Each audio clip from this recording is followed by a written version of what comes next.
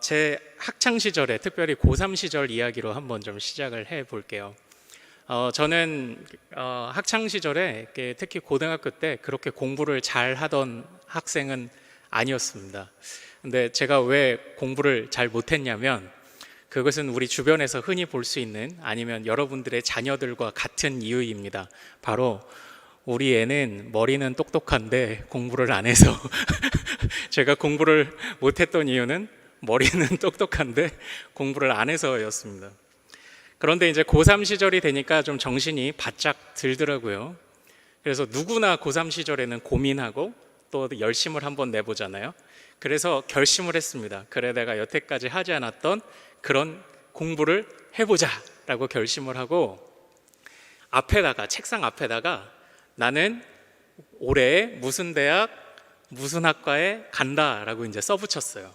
그리고 내 인생에 더 이상 재수는 없다, 뭐 이제 이런 것도 막 써붙였습니다. 네, 결심을 했던 것이죠.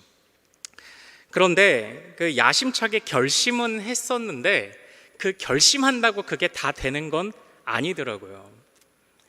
나름의 결심을 통해서 열심히 공부해서 제법 성적도 많이 올라가고 신학교를 갈 수 있을 만큼의 성적을 거두기는 했지만서도 결심만으로 결코 되지 않는다는 것을 많이 느꼈었습니다.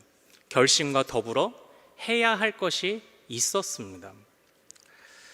저는 오늘 우리 그 에스라의 메시지를 통해서 우리가 영적인 부흥을 갈망할 때에 무언가 영적인 열매를 얻고자 할 때에 단지 그냥 결심으로 되지 않는구나 라는 것을 깨달은 바가 있어 오늘 여러분들과 같이 그 말씀을 나누고자 합니다. 결심 중요하죠. 그러나 결심만으로 되지 않는 것들이 있더라고요. 만약 제가 이것을 조금 더 빨리 깨닫고 고3 시절에 결심도 했고 그리고 결심과 더불어 또 다른 방법들을 잘 사용을 했다면 저는 아마 더 좋은 성적을 거뒀을지는 또 모르겠습니다. 그래서 오늘 우리 에스라를 통해서 영적 부흥에 있어서 결심과 더불어 무엇이 함께 가야 하는지 이 말씀을 좀 같이 나눠보도록 하겠습니다. 에스라서는 우리 성도님들이 잘 아시는 말씀이죠. 에스라서의 배경은 이스라엘 백성들이 바벨론 포로로 끌려간 뒤에 그 사이에 바벨론에서 바사, 즉 페르시아로 세계의 패권이 넘어감으로 인해서 이제 바사의 통치 아래 머물던 자들이 다시 귀환하는 이야기입니다. 첫 번째는 고레스 왕의 조서를 통해서 그들이 귀환을 하게 되었고요. 그리고 귀환한 백성은 특히 성전이 있었던 예루살렘을 재건하고 성전을 재건함으로 이 남유다를 회복하는 이야기가 바로 이 에스라서의 이야기입니다. 70년이 걸렸죠. 성전이 회복된 것이 70년이 걸렸습니다. 그리고 그보다 앞서 첫 번째 귀환한 백성들이 나왔던 것도 바로 첫 번째 포로로 끌려간 뒤에 70년이 걸렸습니다. 그리고 그렇게 귀환한 백성들이 성전을 다시 짓기 위해서 공사를 했지만 공사의 방해에 의해서 약 16년간의 암흑기가 또 존재를 했고요. 그리고 우여곡절 끝에 비로소 70년 만에 그 성전이 완공된 것을 이제 배경으로 하고 있습니다. 여기까지가 에스라 1장에서 6장까지의 이야기입니다. 그리고 이제 에스라 7장부터 10장까지는 그 뒤로부터 약 57년 정도의 시간이 지난 뒤에 2차 포로 귀환을 하는 바로 그 에스라를 중심으로 2차 포로 귀환을 하는 그 백성들의 이야기가 이렇게 기록되어 있습니다. 그래서 에스라는 1차 포로 귀환, 2차 포로 귀환의 이야기로 이렇게 구성된 책이었죠. 그런데 에스라는 특별히 역사서로 분류되면서 시기적으로 이러한 상황들을 우리에게 알려주지만 이 에스라서는 우리에게 던지고 있는 질문, 아주 핵심적인 질문 한 가지가 있습니다. 이것이 에스라서의 중요한 가르침이자 교훈이에요. 단순히 시기적으로 무슨 일이 있었느냐만을 알려주기 위한 것이 아니라 에스라서는 중요한 질문 한 가지를 던짐으로 인해서 오늘날 우리들에게 메시지를 주고 있는 그런 성경입니다. 에스라서가 던져주는 그 메시지, 그 핵심을 담고 있는 질문이 무엇이었을까요? 그 질문은 바로 이것이었습니다. 하나님이 우리를 버리셨는가? 이게 에스라서를 이끌어가고 있는 중요한 질문이에요. 하나님이 우리를 버리셨는가? 하나님은 그의 백성을 잃어버리셨는가? 답은 어떻습니까? 하나님이 그의 백성을 버리셨습니까? 하나님이 그의 백성을 잃어버리셨습니까? 결코 그럴 수 없다. 하나님은 그의 백성을 잃어버리신 적도, 잊어버리신 적도 없고 버리신 적도 없다라는 그 메시지를 주는 것이 바로 이 에스라서의 말씀입니다. 그래서 그러한 하나님의 그 분명한 뜻, 잊어버리신 적이 없고 나는 우리 백성들을 포기한 적이 없다라는 그러한 하나님의 뜻이 바로 포로의 1차 귀환, 2차 귀환, 그리고 성전의 재건이라는 것으로 나타난 거예요. 그게 이 에스라서의 중심 메시지인 것입니다. 하나님은 절대 잊지 않으셨다. 바로 그것입니다. 그래서 이 앞전에 보면 포로기 이전에 선지자들이 고레스 때에 돌아오게 될 거다, 70년 만에 돌아오게 될 거다라는 메시지들이 다 성취가 되는 것이 바로 이 에스라서의 이야기이자 핵심 주제죠. 자, 그런데 어떻게 보면은 이제 그렇게 하나님의 잊지 않으셨다라는 메시지의 첫 번째 성취로 첫 번째 포로가 귀환하여 성전을 회복했다면, 아까 말씀드린 것처럼 이제 그 뒤로 성전이 완공된 뒤로 약 57년 정도의 시간이 흐르고 이제 에스라가 비로소 2차 포로 귀환을 하게 되는 장면이 7장부터 10장까지 나오는데, 이제 제가 오늘 그 부분을 가지고 여러분들과 영적 부흥에 관해서 의미를, 교훈을 나누고자 하는 것입니다. 자, 이제 에스라가 성전 완공 이후 57년 만에 2차 포로를 데리고 귀환하고자 합니다. 그때에 에스라가 백성들을 모아놓고 강조한 것이 있었습니다. 무엇을 강조했을까요? 일단은 그들이 지금 기록을 보면 첫째 달에서부터 시작하여 정월 첫째 달에서 다섯째 달이 되었을 때 비로소 이 바벨론 강가에서 예루살렘, 즉 요단 강가까지 도착을 했다고 성경이 기록을 하고 있습니다. 그것을 놓고 보면 무려 걸어서 오는데 넉 달이 걸린 겁니다. 이 넉 달 동안 먹어야 될 것, 먹을 것, 입을 것도 챙겨야 했겠죠. 그리고 너무나도 감사하게도 이 아닥사스다, 그 당시 바사의 왕인 아닥사스다를 통해서, 아닥사스다의 조서를 통해서 에스라가 많은 것들을 공급받을 수 있는 약속을 받아냅니다. 그래서 거기서 성전에 다시 드릴 예물과 성전에 드릴 제물들, 제사를 위한 제물들을 약속을 받습니다. 그러니까 에스라는 중요한 임무를 띠고 있었던 거예요.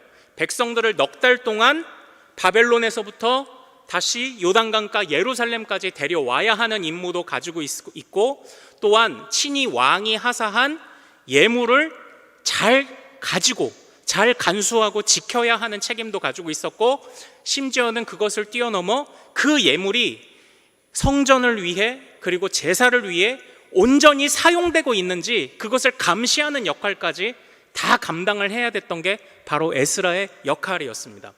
자, 준비할 것이 너무나도 많았죠.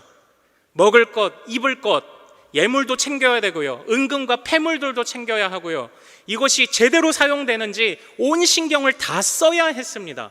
그러나 그것보다도 더 앞서서, 그것보다 더 중요하게 에스라가 여겼던, 바로 중요하게 생각했던 것이 있다라는 것입니다. 그것이 뭐냐면 바로 그것이 오늘 본문에서 우리가 읽었던 것입니다. 우리 오늘 본문의 말씀 에스라 7장 10절 말씀 다시 한번 같이 읽어볼까요? 자, 시작. 에스라가 여호와의 율법을 연구하여 준행하며 율례와 규례를 이스라엘에게 가르치기로 결심하였었더라. 아멘. 이렇게 되어 있어요. 다른 준비할 것도 많았지만 에스라가 특별히 신경 썼던 게 무엇이라고 지금 성경은 이야기하고 있습니까? 바로 하나님의 율법, 율례, 규례가 중요하다고, 에스라가 그것이 가장 중요하다고 여겼다는 거예요. 그리고 그것을 가장 중요하게 여기고 그것을 준비시키는 데에 에스라는 많은 노력을 기울였습니다. 에스라에게 제일 중요한 게 무엇이었다고요?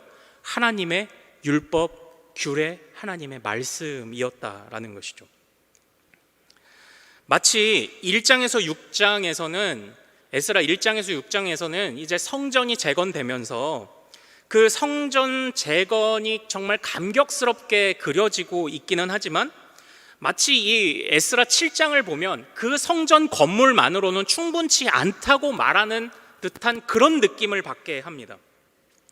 이전에 남유다가 멸망했을 때 성전이 없어서 남유다가 멸망을 했나요?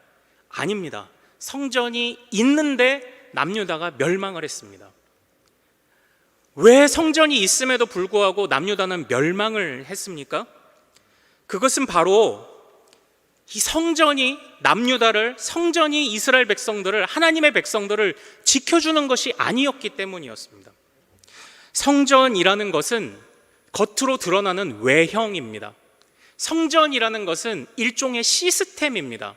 더욱 중요한 것은 그 외형과 그 시스템이 어떤 정신과 어떤 철학과 어떤 가치와 어떤 중심과 핵심을 가지고 그 외형과 그 시스템이 만들어졌는지가 더 중요한 거예요. 단지 외형과 시스템이 갖춰졌다고 그것이 영적 회복이 아니고 그것이 부흥이 아니라는 것입니다. 성전이 재건된 것은 너무나도 감격스럽지만 그 성전만으로는 부족하다고 말하고 있는 것 같이 지금 에스라서가 우리에게 그런 교훈을 던져주고 있는 것입니다. 결국 중요한 것은 무엇입니까?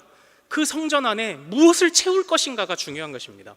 또는 무엇을 따라서 이 성전이 앞으로 운행되어져 가야 하느냐, 이것이 중요하다라는 것이죠. 성전이 파괴된 것도 바로 이 성전이 가치를 잃어버렸기 때문에 하나님이 파괴해버리신 것 아닙니까? 그 안에 마땅히 성전이 담아내야 할 가치와 그 안에 정신이 사라졌기 때문에 그 성전을 빼앗아가 버리신 것 아닙니까? 사랑하는 여러분, 성전은 왜 세워졌습니까? 성전은 어떤 기능을 하던 곳이었습니까? 에덴에서 범죄한 인류가 추방당했을 때 많은 사람들이 해산의 고통이 찾아오고 수고의 땀을 흘리고 땅은 가시와 엉겅퀴를 내는 이런 벌을 받았던 것이 가장 큰 형벌로 생각을 합니다. 그러나 에덴 동산을 떠났을 때 인류가 받은, 사람이 받은 가장 큰 비참함은 하나님을 만날 수 없게 되었다는 것이 가장 큰 비참함이었습니다. 에덴 동산에서 가장 좋았던 것은 에덴 동산이 낙원이고 에덴의 그 동산이었던, 하나님의 천국이었던 이유는 그것에 먹을 것이 풍성하고 그랬기 때문이 아닙니다. 동산 어디서나 거니시는 하나님을 만날 수 있었기 때문에 에덴 동산은 낙원으로서의 가치를 가질 수 있었던 것이죠. 그래서 범죄한 인류에게 하나님이 빼앗아 가신 것은 생명도 빼앗아 가셨고, 물론 낙원도 빼앗아 가셨지만 근본적으로 그 생명을 잃음과 낙원의 빼앗김이 어디서부터 왔느냐? 근본적으로 하나님을 더 이상 만날 수 없었기 때문에 하나님이 바로 그러한 형벌들을 내리시게 된 것입니다. 그런데 은혜의 하나님께서 이전처럼 동산 어디서나 거니시는 하나님을 만날 수는 없었지만 그 하나님을 다시 만날 수 있는 통로를 주셨습니다. 그것이 바로 성막이요, 성전이었습니다. 그러므로 성전이 담아내고자 하는 가치는 무엇입니까? 어느 목사님의 설교와 같이 성전은 신혼집이었습니다. 더 깊은 곳으로 들어가면 은밀한 지성소가 나오듯이 신랑 신부만이 만날 수 있는 은밀한 곳으로서의 이 만남이 이루어지는 것이 성전이 갖는 가치였습니다. 성전은 왜 생겼습니까?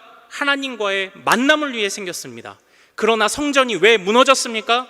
하나님과의 만남을 위한 이 갈망, 이 정신과 이 가치가 사라졌기 때문에 더 이상 외형과 시스템일 뿐인 성전은 의미가 없어지게 된 것이었죠. 그래서 하나님은 성전을 빼앗아가 버리셨습니다.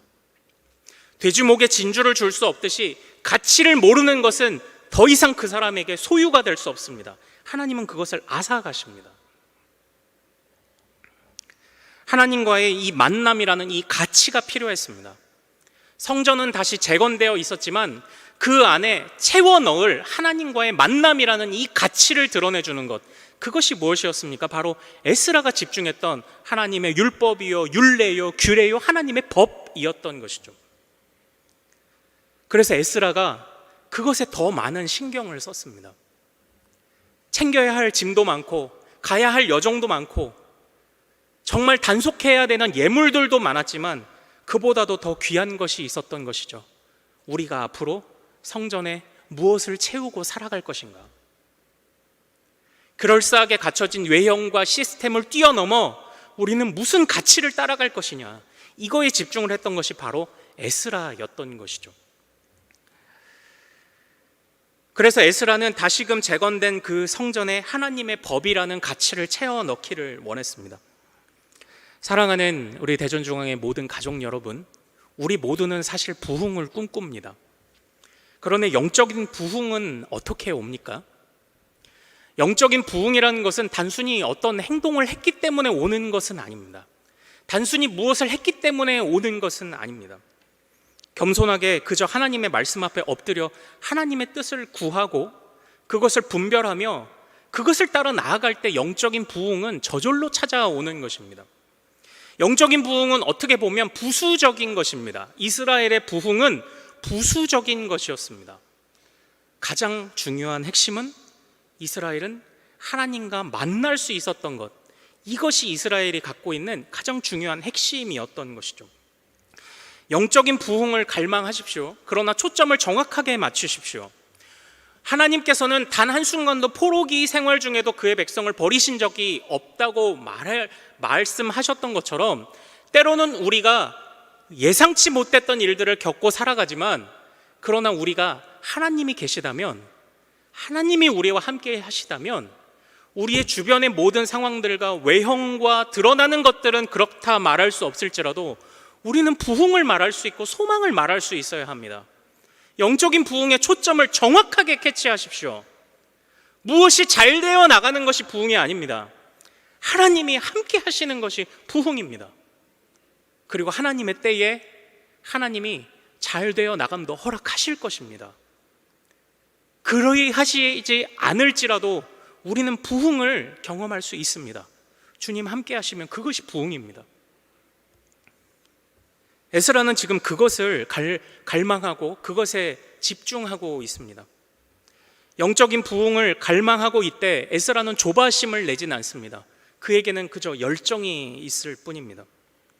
우리 각자도 그러해야 하지 않겠습니까? 우리 각자가 하나님 앞에 바로 서기를 갈망하며 엎드립시다. 하나님의 때에 부흥은 저절로 이루어지는 것입니다. 그저 우리는 인내하고 우리가 마땅히 품어야 할 것들에 집중하며 우리가 무슨 가치를 가지며 무엇을 따라가는가에만 집중하면 되는 것입니다. 그러면 그게 부흥입니다. 자, 그런데 여기까지가 우리가 흔히 할 수 있는 일반적인 결심입니다. 여기까지가 우리가 할 수 있는 일반적인 결심이죠. 제가 도입예외에 말씀드렸던 것처럼 저는 열심히 공부하고자 했습니다. 그래서 앞에다가 나는 어느 대학 어디를 간다, 난 재수 안 한다 하고 써붙였습니다. 결심했습니다. 그러나 그것만으로는 부족했습니다. 그 결심에 합당한 행동이 저에게 나왔어야 했고, 그리고 그 결심을 이룰 수 있을 만한 그 또 다른 많은 요소들이 저에게 더 필요했었습니다. 결국은 결심과 더불어 우리가 더 고민해야 할 것들이 있다라는 것이죠. 자, 오늘 7장 10절 말씀을 다시 한번 좀 볼까요? 이 결심하는 것을 뛰어넘어 결심과 더불어 에스라가 또한 무엇에 집중했는지 한번 다시 살펴봅시다. 같이 읽습니다. 시작. 에스라가 여호와의 율법을 연구하여 준행하며 율례와 규례를 이스라엘에게 가르치기로 결심하였었더라. 아멘. 이렇게 되어 있죠. 에스라는 하나님의 율법과 율례와 규례에 집중했습니다. 그러나 그가 집중하는 방식이 어떻게 집중이 되었는지를 잘 보십시오. 그는 연구했습니다. 그는 준행했습니다. 그리고 나서 그는 가르쳤습니다. 연구하고 준행하고 가르쳤습니다. 그는 연구하고 준행하지 않으면 가르치지 않았습니다. 에스라는 참된 스승 아니었습니까? 이런 스승이라면 우리가 배워보고 싶지 않습니까? 연구하는데 그것을 준행하며 실제 살아냅니다. 그런 사람에게 배우고 싶지 않습니까? 에스라는 바로 그런 사람이었습니다. 단순히 결심만 가지고 있는 사람이 아니었습니다. 에스라는 연구하고 준행하는 사람이었습니다. 저는 설교 후 은혜 받았습니다라는 우리 성도님들의 말씀에 너무 감사하더라고요. 그러나 설교 후 은혜 받았습니다라는 말씀을 뛰어넘어 제가 말씀을 듣고 이러이러한 것을 결심했고 오늘 그것을 시작했습니다라는 말씀을 들을 때 전 더 기분이 좋습니다. 우리가 말씀을 듣고 이 설교를 통해 우리가 기도하고 말씀을 듣고 배우는 목적이 그저 우리가 그냥 그 순간에 결심이라는 것을 하기 위해, 거기까지만을 위해 우리가 말씀 듣고 배우는 것은 아니지 않습니까? 근본적으로 우리가 말씀의 위력으로 믿고 있는, 말씀은 사람을 변화시킨다, 말씀은 하나님을 만나게 한다, 말씀은 소망을 갖게 한다까지 나아가는 그런 모습이 우리에게 있지 않아야 하겠습니까? 근데 아울러 반성도 해보게 되는 거예요. 내가 해보지 않은 것을 선포한 적은 없는가? 내가 그럴싸하게 말은 하지만 해보지 않고 경험해보지 않은 것을 가르치고 있는 것은 없는가? 이것은 저의 고민이기도 하고요, 우리 모두의 고민이 되어야 하죠. 그러므로 우리는 그럴싸한 말을 주의해야 됩니다. 그럴싸하게 말하는 것을 주의해야 됩니다. 그리고 귀로 듣는 것을 귀에 듣는 것으로 충족된 것으로 만족하는 태도를 우리는 버려야 할 것입니다. 우리는 단순히 말에 그쳐서는 안 되는 사람, 듣는 것만으로는 안 됩니다. 그래서 그쳐는 사람이 되어서는 안 됩니다. 우리는 연구하고 준행하는 사람이 되어야 하는 것이죠. 자, 그렇다면 다시 이제 말씀으로 좀 더 들어가 보겠습니다. 에스라는 말씀을 그렇다면 어떻게 연구하고 어떻게 준행했을까요?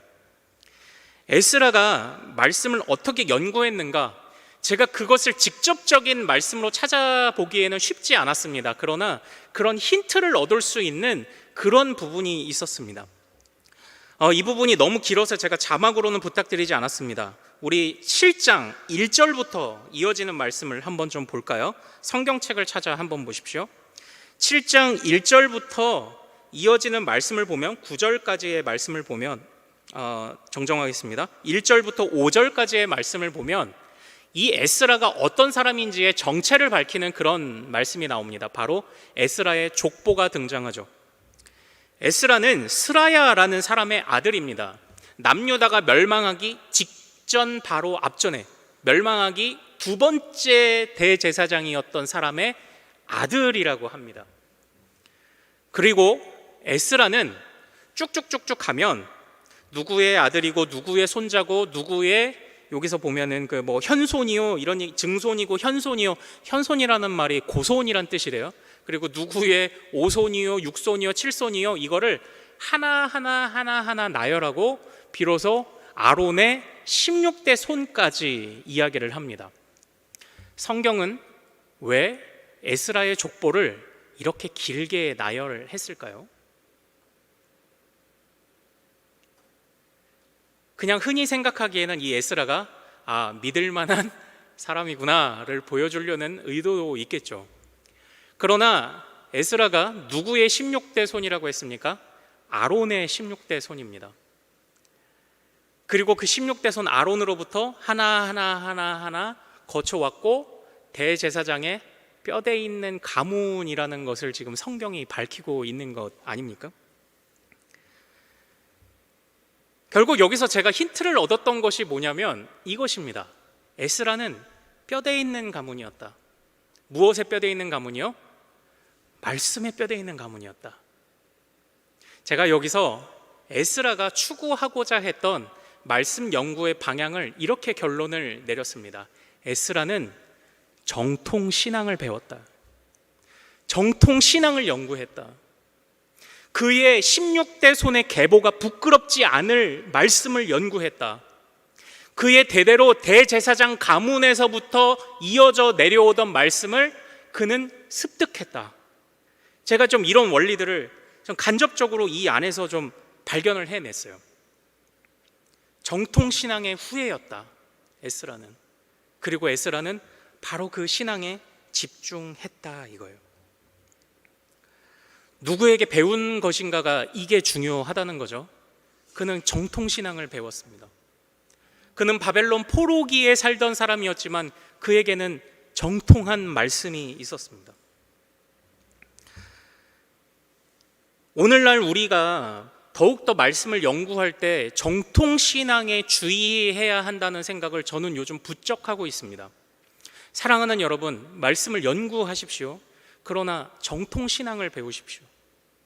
우리 초대교회로부터 종교개혁의 역사에 이르기까지 흘러왔던 정통신앙을 제대로 배우십시오.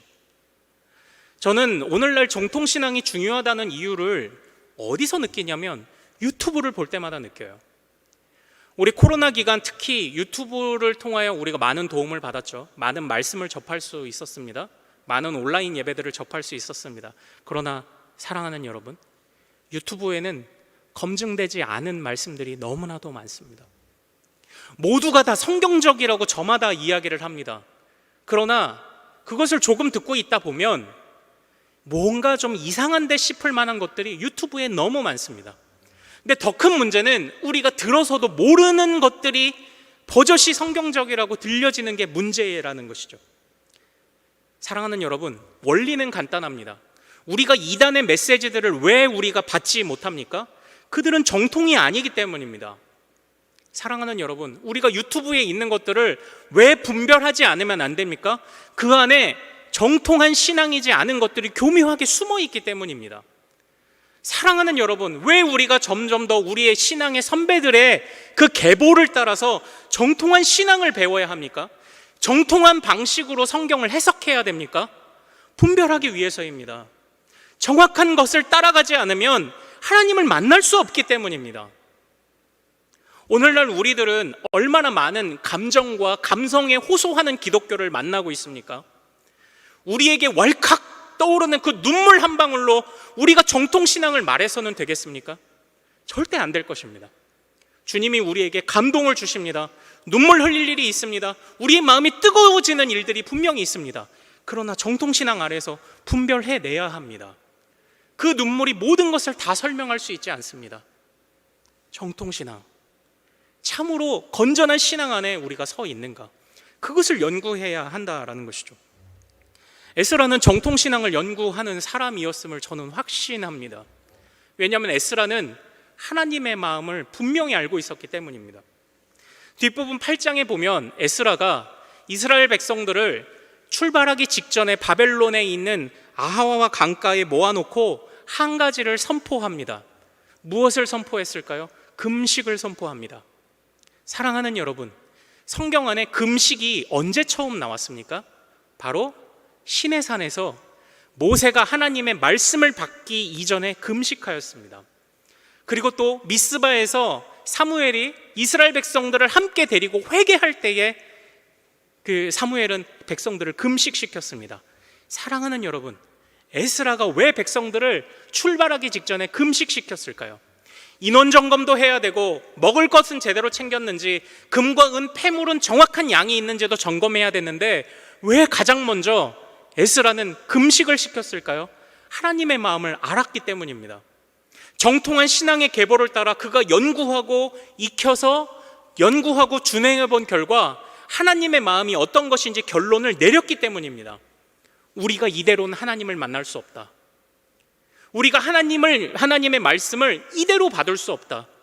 우리가 약속의 땅으로 다시 돌아가고 고향 땅으로 돌아가는 것은 기쁜 일이지만 우리의 감정과 흥분에 취해서 우리가 정작 붙잡아야 되는 그 핵심 가치를 우리는 잃어버려서는 안 된다. 에스라가 그 마음을 깨달았습니다. 그래서 백성에게 제일 먼저 선포한 것이 금식이었습니다. 사랑하는 여러분, 아무쪼록 우리 신앙의 선배들이 물려준 정통 신앙을 배웁시다. 그래서 흔들리지 않는, 분별할 줄 아는 눈을 가진 사람들이 됩시다. 이 세상은 너무 혼탁하고 너무 혼란스러운 것들이 너무나도 많습니다. 포로기 전에 유다는 예배를 다 드렸습니다. 성전도 다 있었습니다. 그들은 심지어 하나님을 사랑한다 말했고 자신들은 성경적이라고 말했습니다. 그러나 그들은 혼합주의였습니다. 하나님을 사랑하지만 우상도 사랑했습니다. 그러나 우상을 사랑하는 것은 제쳐두고 하나님을 사랑하고 있고 성전도 존재하며 제사도 드려지고 있기 때문에 그들은 자신이 성경적이라고 말했습니다. 혼합주의가 그들에게 있었던 거죠. 모두가 성경적이라고 이야기를 합니다. 그러나 모두가 다 성경적이지 않습니다. 우리는 끊임없이 점검해야 합니다. 분별해야 합니다. 분명 그 깊이가 다른 믿음이 있고요, 그 신앙의 그 농도가 다른 우리 믿음의 유산들이 있습니다. 그래서 그것을 따라가야 한다라는 거죠. 뼈대 있는 신앙 안에 서 있는가, 이것을 주의하며 연구하십시오. 그래서 이전 믿음의 세대들이 어떤 것을 붙잡고 또한 어떤 것을 지키기 위해 싸워냈는지를 보십시오. 천주교는, 로만 가톨릭은 어떤 혼합주의를 가지고 있었기 때문에 화평하라라는 메시지를 제쳐두고 그렇게 싸워낼 수밖에 없었는지를 잘 생각하십시오. 혼합주의는 안 됩니다. 참으로 성경적이어야 합니다. 정통한 계보를 따라가야 합니다. 에스라는 바로 그것을, 그 금식으로 그 가치를 증명했다라고 저는 이 부분을 해석을 하고 싶습니다. 오늘날 그쵸, 시대가 변함에 따라서 커뮤니케이션의 방법도 달라졌고요, 그리고 코로나 기간 동안 우리가 익숙하게 해오던, 우리가 하나님을 사랑하고 하나님께 예배하고 경배를 드려야 하는 그 가치를 표현하기 위해 우리가 갖고 있던 많은 형식들과 외형들이 코로나 기간 중에 다 막혔습니다. 그래서 우리는 이전에 경험해 보지 못한 이 코로나 기간 중에 우리는 고민을 했어야 했습니다. 어떻게 전할 것인가? 어떤 방법을 해야 할 것이냐? 그래서 우리는 새로운 방법이 필요하다는 것을 많은 날들 고민했습니다. 그러나 안타까운 것은 어떻게 전할 것인가에 관한 고민은 많았지만 무엇을 전해야 할 것인가에 관한 고민은 그렇게 많지 않았다는 느낌을 저는 받습니다. 시대가 변함으로 바뀔 수 있는 것이 있습니다. 그러나 바뀌어서는 안 되는 것 또한 있습니다. 우리는 시대에 맞게 한다고, 또는 어떤 사람에 맞게 이것을 표현해 낸다고 말을 하면서 혹시 우리가 바꿔버리고 변질시키고 있었던, 바뀌어서는 안 되는 가치들이 있지는 않은지 이거 점검해야 하지 않을까요? 세상을 향하여, 이 시대를 향하여 시대에 맞게, 아이들의 눈높이에 맞게, 연령에 맞게, 신앙의 수준에 맞게 서로 다른 방법으로 전달되어야 하지만, 그러나 바뀌지 않아야 되는 것이 혹시 바뀌지는 않는지, 이거 정말 우리가 점검해야 되지 않겠습니까? 그러니까 오늘날은 이것이 정말 교묘하게 나타나는 시기라 우리가 정말 이 분별력을 갖지 않으면 이 에스라와 같이 정통 신앙 안에서 하나님의 마음을 온전히 분별하고 깨닫는 이 성경적 입장과 이 성경에 해석하는 입장을 가지지 않으면 오늘날 이거 우리는 분별하기가 정말 어려운 시대를 살고 있다라는 것이죠. 사랑하는 여러분, 결심하십시오. 그러나 결심과 더불어 연구하고 준행하십시오. 그리고 그것을 전하십시오. 연구하실 때는 정통한 신앙을 따라가십시오. 모두가 성경적이라고 말하는 상황 속에서도 바른 것을 구분해내고 골라내고 진정한 알곡과 알맹이를 구분해내기 위해 애를 쓰십시오. 그것을 위해 배우십시오. 우리 신앙의 선배들이 남겨준 것이 무엇인지를 배우십시오. 그리고 나서 무엇이 달라질 수 있는지를 고민하십시오. 그때 우리가 우리의 가치는 지키며 또한 이 시대를 향하여, 우리 자녀들을 향하여 참된 영적인 부흥을 이룰 수 있도록 파고 들어갈 수 있는 힘이 우리에게 나오지 않을까요? 사랑하는 여러분, 하나님께서는 이전에 여리고 성의 정복을 준비시키실 때에 백성들을 할례를 시키셨습니다. 할례라는 것은 따지고 보면 그것이 온전히 회복되기 직전까지는 일시적인 전투력 손실입니다. 그리고 할례를 받고 고통스러워하고 있는 중에 적군들이 쳐들어와 이스라엘은 멸망할 수도 있었습니다. 그러나 하나님은 그 백성들에게 바로 그 위험한 할례를 요구하셨습니다.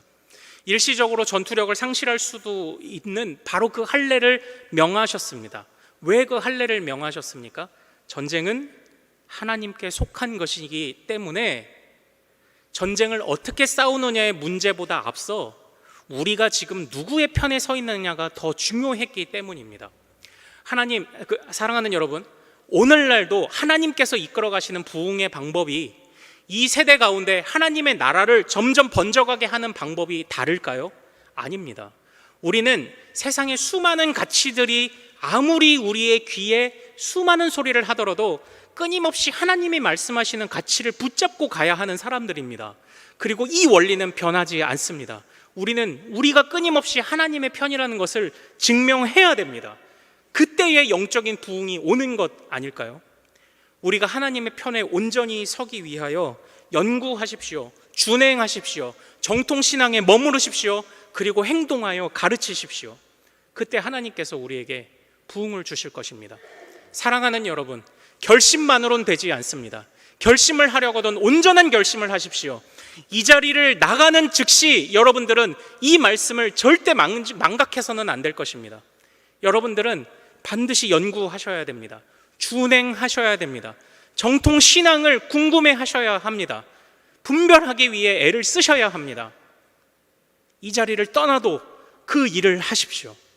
그때에 하나님께서 정말 우리에게, 우리 가정에, 또는 우리 인생에, 우리 교회, 우리나라에, 이 세상에 하나님의 그 거룩하신 영적 부흥을 다시 한번 허락하실 줄로 믿습니다. 이제 마지막 말씀만 드리고 마치도록 할게요. 근데 제가 처음에 이 말씀을 드릴 때 영적인 부흥을 위해서 결심만으로 안 된다. 우리는 정통신앙을 갈망하며 움직여야 한다. 우리의 귀에 가려운 말씀을 들었다고, 우리의 입에 그럴싸한 말을 했다고 그것으로 만족해서는 안 된다라는 이 말씀을 준비하고 난 다음 맨 마지막에 떠오른 생각이 있습니다. 사랑하는 여러분, 우리는 정말 영적인 부흥을 갈망하기는 하나요? 이것이 이 말씀을 준비하고 난 다음에 저에게 떠올랐던 질문입니다. 우리는 정말 영적인 부흥을 갈망하고 있습니까? 저는 요즘에 이 시대가 우리 영적인 복을 알려주기에 가장 좋은 시기라는 생각을 한번 해보게 되었습니다. 예전에 70년대, 80년대는요, 가난으로 힘든 시기였죠. 힘든 시기였지만 눈에 띄는 발전도 있던 시기였습니다. 그래서 기도하고 우리가 함께 으쌰으쌰 하던 자들이 점점 발전하며 잘 살아가니 그것을 또한 하나님의 은혜로도 여기는 그런 시기였습니다. 그러나 요즘 시대 한번 보십시오. 눈에 띄는 발전이 있습니까? 그렇다고 느끼지 않습니다. 우리 다음 세대와 우리 젊은 세대는 더 발전하고 있다고 그렇게 느끼지 않습니다. 그리고 심지어는 우리가 노력한다고 과연 달라질까? 라는 생각을 하는 그런 시대도 되었습니다. 우리가 지금 노력하는 것이 무엇이지? 우리에게 소망이 있는가? 우리에게 미래가 있는가? 에라 모르겠다. 지금 여기서 그냥 한바탕 즐기다 죽자. 이런 마음이 가득한 시기가 바로 오늘날과 같은 그런 시기 아닙니까? 눈에 띄는 발전도 없고요, 소망도 없고 더 나아질 거란 기대감도 없는 그런 시기 아닙니까?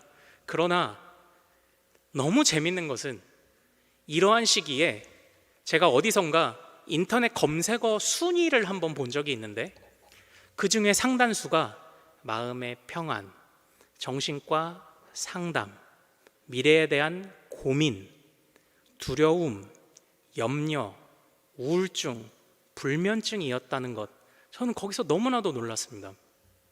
그러니까 요즘 사람들의 모습을 보면 에이, 우리에게 무슨 미래가 있어, 그냥 한바탕 여기서나 재밌게 잘 살다 죽자 라고 말은 하지만 그들의 가슴 한켠에는 여전한 공허함이 있는 것이었죠. 사랑하는 여러분, 그 공허함 누가 채워줄 수 있습니까? 주님이 채워줄 수 있는 부분이 아니겠습니까? 특히 그것은 주님께서만이 하실 수 있는 영역들 아닙니까? 저는 그래서 오늘날 이 시기가 더 영적인 복을 설명하고 전하기에 좋은 시기라는 그런 생각을 해보게 되었습니다.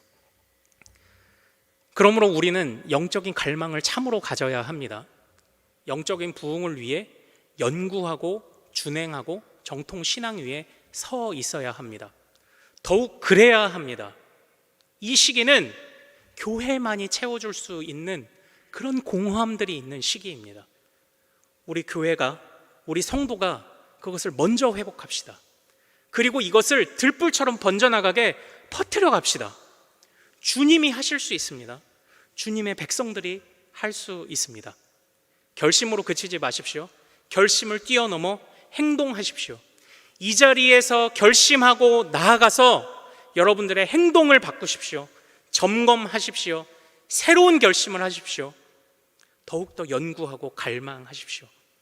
그때 하나님께서 참으로 소망 없는 이 시대 가운데 하나님의 은혜를, 소망을 부어주실 줄 믿습니다. 우리 오늘 말씀 붙잡고 같이 한번 찬양하고 기도하도록 하겠습니다.